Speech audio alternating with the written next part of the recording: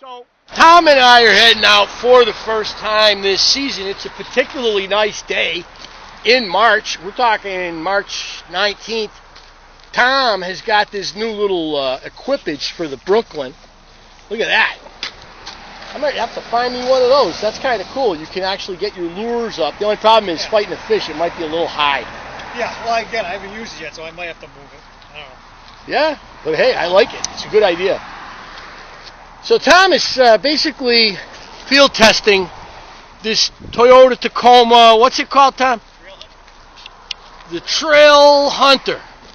And I am telling you, I'm impressed. It's got the built-in snorkel. So Tom and I are planning on driving into a few boat ramps this year to try this out. Nice little rig. Look at these courtesy lights on the side, too. That's pretty sharp. Toyota always comes up with these good little ideas, and it takes American trucks a while to catch up. But we're heading out on Congamond's South Pond. And we're in the land of the Massico people on this side. Now, are the Massico a tribal connection to the Congamond and the Agawam, or the Podunk and the Tunxus? It's kind of hard to say, but the Massico called this area home once upon a time. There's a series of hardwood swamps as you move beyond this lake that extend, and it's a nice. Congamond's a bass factory. People love this lake. I see a couple, 3 bass boats out here, so let's get out and give it a shot. South Pond is a north-south facing lake, and what do we know? We know that the water in the north end of a pond is going to warm up far earlier than that of the south end of a pond. And I was walking around the ice out here a week and a half ago. So there's a causeway here and a tunnel that goes into the middle pond. And so that causeway never freezes because there's moving water. The lake drains from north to south. There's an outlet at the southern end of the middle pond and then the southern end of the south pond. 2 outlets down here. So we got water flow. So as a result, we're going to be looking at oxygenated water that's a little warmer. It's just a good idea to start knowing what you know, throwing where you think you might have some kind of an advantage. I'm not a huge fan of this part of the lake. I've caught fish here over the years. But still, you want to think about the conditions. I have paddled down to the south end of the pond where the old Hamden and Hampshire Canal exits the southern end of Congamond. I don't even know if it's called the Hamden and Hampshire Canal anymore. Once it goes into the Connecticut, I think it's called the Farmington Canal. Yeah, the Farmington Canal, because it's going down through the Farmington Valley. But you know, we're going to be going down a 200-plus-year-old canal. It was, 18 teens that this thing was completed. Congamond's got this algae all over the bottom that I like to call Conga spuge. And if you throw anything that sinks in Congamond, you will encounter Conga spuge, and you have to pick it up. You throw a rubber worm, you throw a Cinco, you throw a grub, you throw anything that goes down and touches the bottom, you get the spuge. And if there's weeds out, right, and you go through the weeds with the spinnerbait, you will spuge it. So you have to be picking the spuge off all the time. Doesn't seem to bother the bass, but I think it has to do with the agriculture that's going on all around the ponds, and it has been going on for years in Southwick and Suffield, Connecticut. You know that his bait is the Rapala, because he's just blown my doors with the Rapala. I decided I would go with the Rapala before him during the 2025 fishing year. Tom is burning right now. He's so angry. See how much deeper it is over this channel, the old canal? So this is the old Hamden and Hampshire Canal. Look at that. There's a beaver house down there. Yes. You got to be pinpoint. I'm not being pinpoint. We got to take it easy here. Yes, a mayfly, as they say, that's out in March. So we just went all the way down the Hamden and Hampshire Canal or the Farmington Canal. I think it's probably the Farmington Canal when it exits the South Pond. And we went all the way down it. And we didn't get any hits. Tom did catch a nice stick. I did not get anything. I did get a couple bumps. We should probably throw up here by the beaver house again when we get to it, because it was deep there.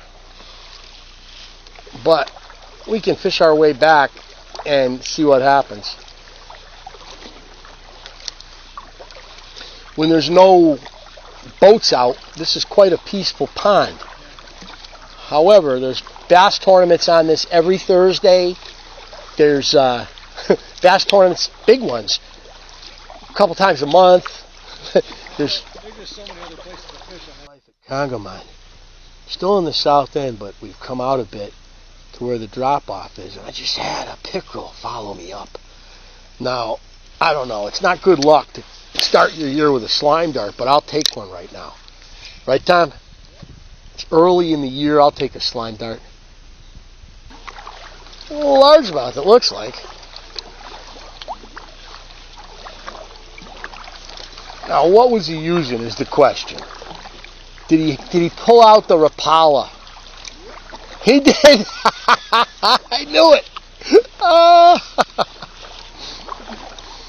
Darn it. I should have stuck with the Rapala. Little largemouth.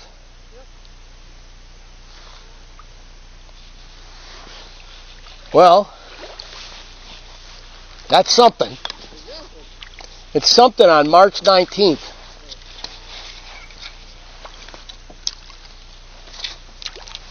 Oh, yeah. With your new tray.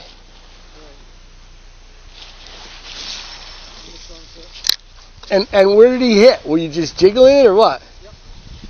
He just came up and belted it.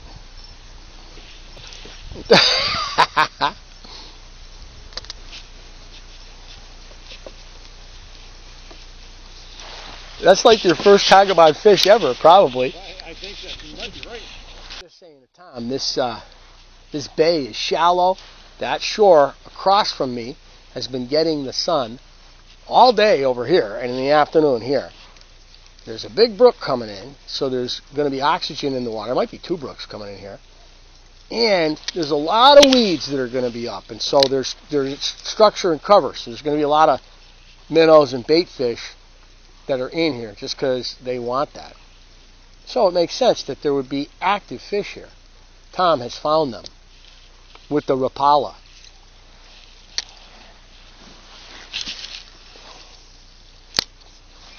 There's another beaver house over there. I might have had a hit back there in that brook, but I don't think so. I think I banged a stick by that beaver house. You know, what's interesting about where we are is there's actually gravel. There's a gravel bottom here, even though there gets to be weeds in here. Where we are, there's a gravel bottom, so that you're going to get spawning in here.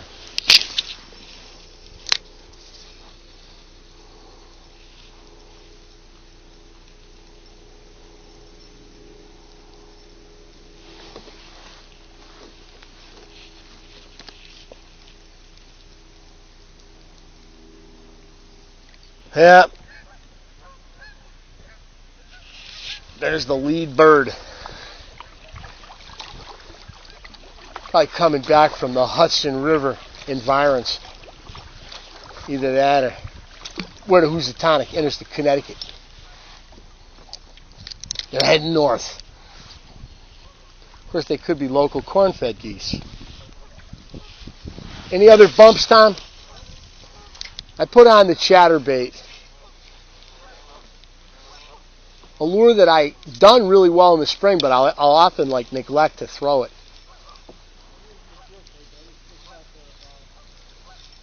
Well, the point is, honest to God, when you find something that's working at this time of the year, throw it for the next week, right?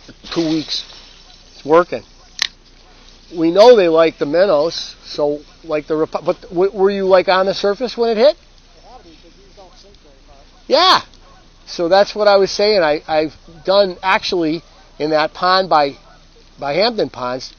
I've caught them on small Zara spooks, which seems crazy, but like shortly after ice off. And they're in shallow water. Right. Those things come up real fast.